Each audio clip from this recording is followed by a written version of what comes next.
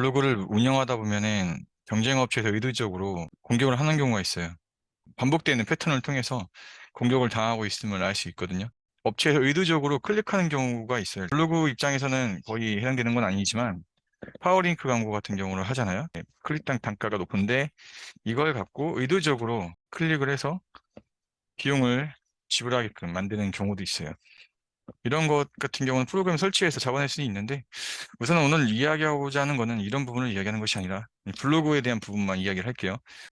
저 같은 경우는 네이버 블로그와 티스토리 블로그 여러 가지 플랫폼을 운영 중인데 네이버 블로그 같은 경우 제가 5천 중반 정도 일 방문자 수를 만들었어요. 문제는 이제 공격 패턴, 블로그 공격에 대해서 이야기를 해볼게요. 네이버 블로그 같은 경우는 실시간 공격을 하는 경우가 꽤 있어요. 프로그램을 구입해서 이제 프로그램으로 공격하는 그냥 업체나 뭐 개인이 있겠지만 보통 이런 체류 시간을 공격하는 경우가 있어요. 블로그 같은 경우는 체류 시간이 정말 중요하잖아요. 그 부분을 이제 시간차 공격이라고 하죠. 짧게 들어왔다 나왔다 들어왔다 하는 매크로 공격 방식으로 공격을 해서 블로그에 머무는 시간을 줄여버리는 경우가 이런 패턴의 공격이 있어요. 제가 제보받은 해당 공격 방식 중에는 해당 블로그 주소를 이상한 곳에 링크를 해놓는 거예요. 카페나 불특정 뭐 단톡방이나 이런 데다가 링크를 달아요. 시용 멘트를 쓰는 거죠.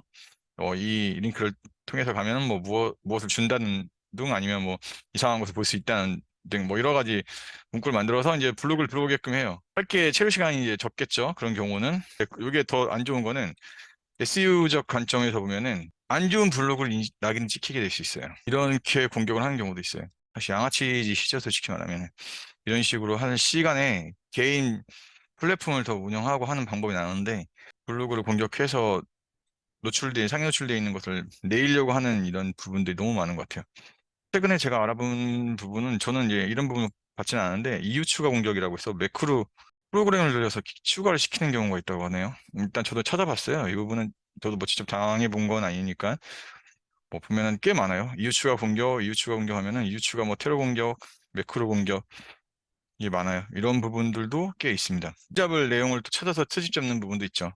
상위 노출돼 있거나 하는 블로그를 이제 이런 걸로 공격을 하는 거죠. 방법은 진짜 다양한 것 같아요. 이 부분만 연구하는 것 같아요. 저작권 물론 아무튼 이런 부분 되게 조심해야 되는데 뭐 그걸 상업적으로 이용했느냐 아니면은 그 이미지를 도용한 부분이 이미지 제작자에게 뭐 불이익을 얼마큼 줬느냐 아니면 홍보에 도움이 됐느냐 이런 거 여러 가지 복합적으로 참조를 한다는데 어, 이게 쉽게 뭐 인정받기는 어렵대요.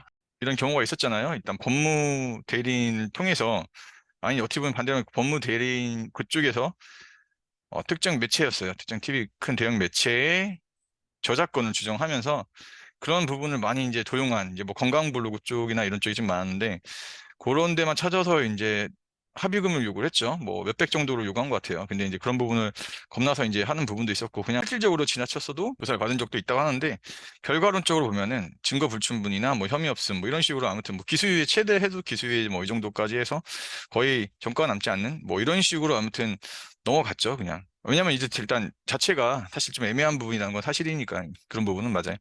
그렇다고 해서 뭐 저작권을 있는 걸 함부로 사용해서 된다 이런 건 아니고요. 이런 부분을 악용하는 경우도 있으니까 가급적이면 흠을 잡힐 행동을 하지 않는 게 좋을 것 같아요. 저부터도 일단 이런 부분에 큰 실수를 한 거고, 그러는 이런 부분에서 좀 더 주의해야 될 것 같아요. 또 공격의 대상에 뭐 차별려고 하면 끝도 없겠죠. 블루 같은 경우는 이런 이미지나 이런 저작권이나 뿐만 아니라 뭐 금지 키워드 같은 것도 있잖아요. 건강 관련해서는 특히나 그런 게 많은데, 뭐 그런 부분도 잡아내려고 하면 끝도 없죠, 사실은.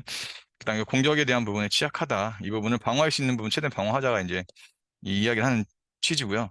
네이버 블로그도 물론 이렇지만 이런 뭐 흠잡는 거, 뭐 이웃 추가, 체류 시간 트래픽 공격 뭐 되게 많은데 상업적 블로그들이 보통 이렇게 해서 이제 이미 블로그 이웃 추가를 해놓은 상태에서 이를 끊어버리는 식으로 해가지고 이제 블로그 지수를 공격하는 경우도 있고 뭐 많겠죠. 일단 그런 부분 저도 뭐 모르는 부분 되게 많아요. 저도 이런 부분 사실 많이 생각 안 했었고 분명한 건 어느 정도 영향력이 있고 이제 상해 노출에 순위 안에 든다. 이제 하면은 이제 이런 공격들이 이제 비일비재하게 일어날 수 있어요. 스토리 블로그 같은 경우는 워드프레스 포함해서